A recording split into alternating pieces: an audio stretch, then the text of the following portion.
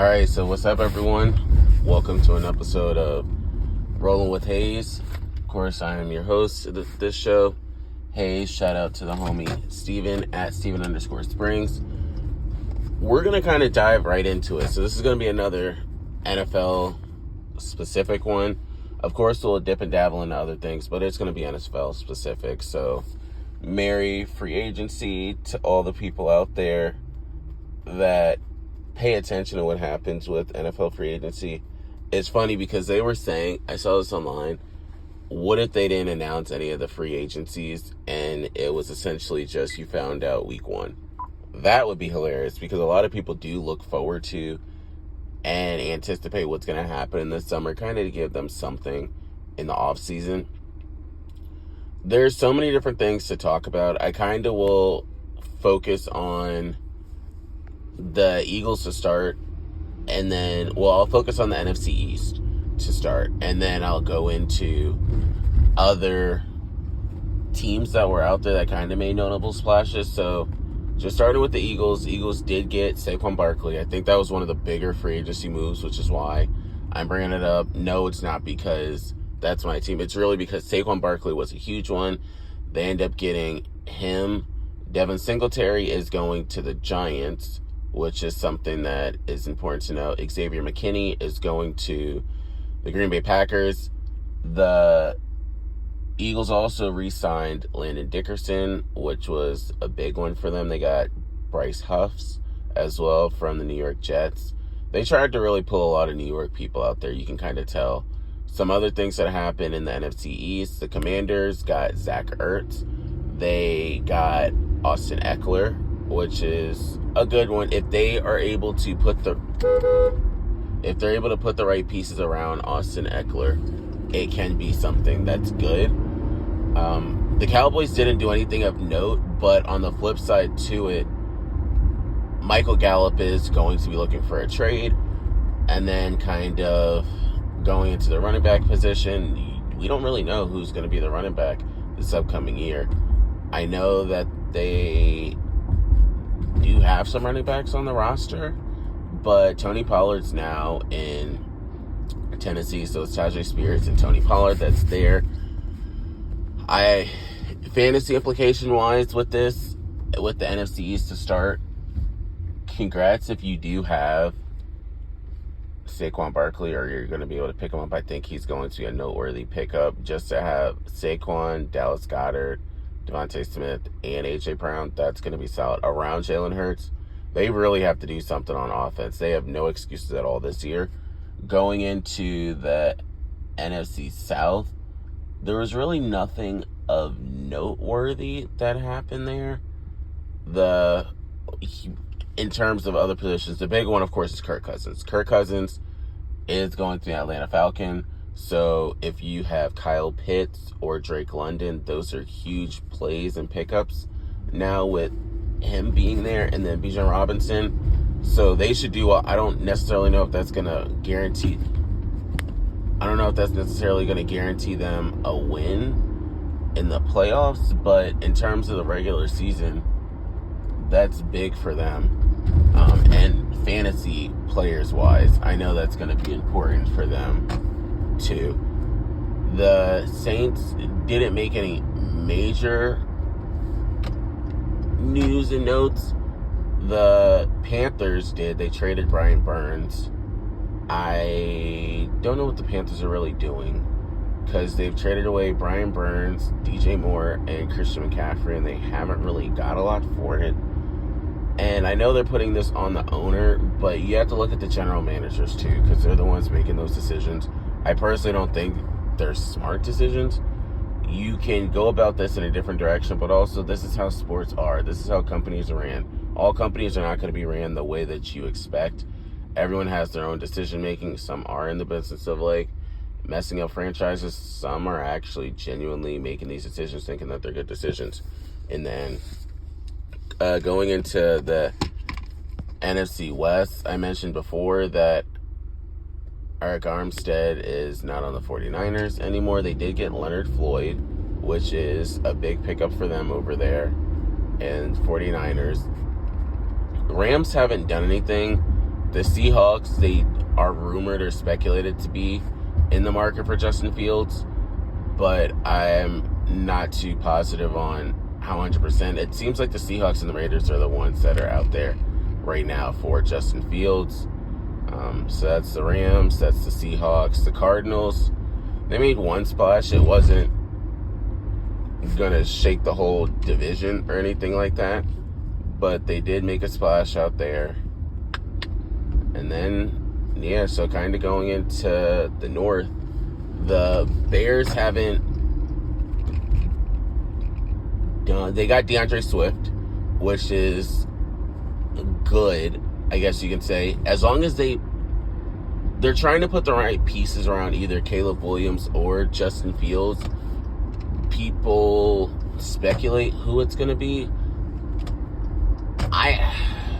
The way the market is, the business is done sometimes, I'm like, you guys have been throwing so much salt in this wound towards Justin Fields, and it's lowering this market. Then you guys could pull the trigger, but I don't know if you all are as confident as you thought you were on on Caleb Williams. So right now you're in a pickle, and then Justin Fields probably going to go somewhere and not start, although Justin Fields is a solid quarterback. If we looked at last year, the quarterback position was not overly good. There were certain teams that were good or okay, but overall it wasn't great. You saw a billion backups last year. That's the Bears. The Lions haven't done anything of noteworthy.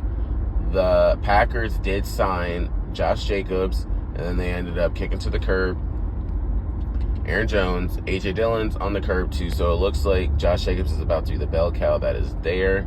I mentioned before, Xavier McKinney is now there, so that they're trying to do something in Green Bay. They also have the youngest offense. Well, they were saying youngest team, but I know for sure youngest offense at that, which it is going to be growing pains. They just have to accept that as well. The Vikings signed Sam Darnold. I hope that's not your saving grace, because I know Justin Jefferson's going to be gone soon. T.J. Hawkinson was not expecting this. Jordan Addison was not expecting this. Y'all better know something that we don't know. It's early as well. That's the big thing. This is the start of free agency. A lot of things can happen in the summer. Things can happen in the draft. They might have an idea, but Kirk Cousins walking out that door and y'all don't really have a backup option right now or an idea, that's big, because it looks like it's the Lions division. At this rate, it's the Lions division. It's the Lions division, and the Lions don't really have to do anything because they have their ducks in a row. They have their stuff in place. I don't really know what the Packers have. It's the Packers and Lions.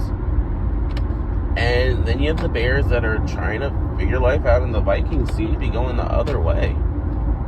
Kind of just switching gears to the AFC, if you will, and then just looking at the North, you have the Ravens that have focused on defense so far. They are rumored to be in the market for Derrick Henry, so we'll kind of see how that one shakes out. The Steelers did get Russell Wilson. Congrats. They got him on an easy deal because the Broncos are going to be paying most of it. The Bengals did get Zach Moss, which on the flip side of it, which is frustrating to me, they got Zach Moss, but they let go of Joe Mixon. So now Joe Mixon and Aaron Jones both at the market, and I wish you guys could have done those two better. You didn't have to do them like that. If you knew that what you guys were going to be doing, you could have let them test the waters too, instead of other teams being out there. But what people don't understand is this is the tampering period, the legal tampering period. So none of these deals are official, i.e. Frank Gore was rumored to be going to the Eagles, and then he ended up going to the Colts. So a lot of these teams, they could say this right now, and they could switch gears. Well, now we don't really want you. Someone else came on the market. And that's just the way business is done. And then kind of going after the Bengals and the Steelers and the Ravens, you have the Browns. And the Browns seem to be interested in Jameis Winston. That's the only thing I've heard of note over there. But that's kind of what the Browns are looking at in terms of the AFC East. The Dolphins have let a lot of dudes go out the door. we'll kind of see what that means on the flip side. But there have been a decent amount. I know Christian Wilkins left, and I know a couple of other players did leave too. So we'll kind of see what that ends up doing over there. The Patriots did get Jacoby Brissett. They re-signed a couple of their own people as well, but the Patriots I think their big focus is seeing if they get Jaden Daniels. That seems to be how it is, or a quarterback. They traded away Mac Jones. Mac Jones is going to the Jaguars. Yeah, I mean, the splashy moves that you would expect did happen for certain teams. Other teams are kind of just chilling there. That was the Dolphins. That was the Patriots. The Bills haven't done anything yet. They restructured Dawson Knox's deal. So, that's kind of how that goes. The Jets haven't really done anything yet. They're kind of trying to stay intact right now. And they signed Tyrod Taylor, so that almost makes you think Zach Wilson's time is probably done. He's at least, at best, going to be third string. Because you have Aaron Rodgers, that's first string. You have Tyrod Taylor, who's clearly going to be second. And then I guess Zach Wilson could be third string if that's how you want to end up doing it. So then going into the AFC South, Jaguars did sign Gabe Davis and Devin Duvernay. They have both of those guys, just kind of trying to fill out different stuff in the wide receiver side of things. Most of their team is intact. Some people are like, oh, did you bring in Mac Jones to compete with Trevor Lawrence? No, you didn't. Don't ever say that again. The Texans are trying to do some moves. They've made a couple of signings as well. The Colts, they locked in Michael Pittman Jr., which is a big one because they wanted some help with Anthony Richardson. Well, to assure that he has the same help has been what they've been trying to do over there. So that's kind of what those 2 to 3 teams have done. And then the Titans, I mentioned before, got Tony Pollard. So you have a two-headed backfield with Tajay Spears and then Tony Pollard, which clearly, although we knew this, Derrick Henry's not coming back though. And you're either building around Will Levis or you're building around Ryan Tannehill in Tennessee. Then kind of going to the West, the Chiefs have not done anything. The Raiders did get Gardner Minshew, so it's Aiden O'Connell and Gardner Minshew that right now are going to be competing for that starting spot. I don't think that's noteworthy. I think that y'all need to do something else over there. But yes, that's the Raiders for you. You have the Chiefs that haven't done anything, but the Chiefs don't really need to do anything yet. So that's the Chiefs, that's the Raiders. I don't know why.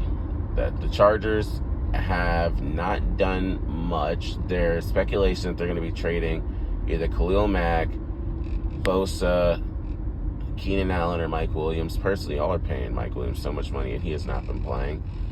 I know they're talking about the cap hit that it's going to cause, but y'all got to figure out what you're going to do over there. Because some of those do need to go. I know it's Coach Harbaugh's team now, so he's going to kind of switch things up and make it how he wants. And then final one is the Broncos. Broncos Nation, let's ride. They traded Jerry Jeudy, and that was really it. They, of course, got rid of Russell Wilson, so they need a quarterback. That's over there. I don't know what direction they're going to go in because the top 3, there's a lot of quarterbacks. Let me say that. There's going to be a lot of quarterbacks this year because, of course, you have the ones at the top. You have Caleb Williams, Drake May, Jaden Daniels, but then also you have J.J. McCarthy, you have Bo Nix, and you have Michael Penix. Then you also have Spencer Rattler. So there are a lot of other ones, noteworthy names. Let me put it that way. We know them because we've heard about them so much. So there are noteworthy names that are going to be out there this offseason in terms of the draft. It's always important fits. So these teams that don't necessarily have quarterbacks, they're probably going with the draft if you haven't heard of it right now. Or when cuts happen in August, some people will pick up different quarterbacks then. But every single year, you think you have the lock and loaded team, and things will change when it comes to the middle of the season. So this right now is like a lot of hype so that they could start either boosting certain ticket sales, get people ready for like week 1, get ready for training camp, because then you have rookie mini camps. You have all these different activities that are going to be happening that people will focus in on. Season hits, bam, you thought your team was going to be great, and it went in a different direction. So that's the synopsis of what kind of did happen on week 1. We'll definitely do a recap of week 2 just to kind of talk about everything, and then we'll kind of go from there. Steven and I will break down a lot of this stuff, but we'll touch on other sports as well on the We Got Next show that we should be recording today. Until next time, this is Hayes. We out.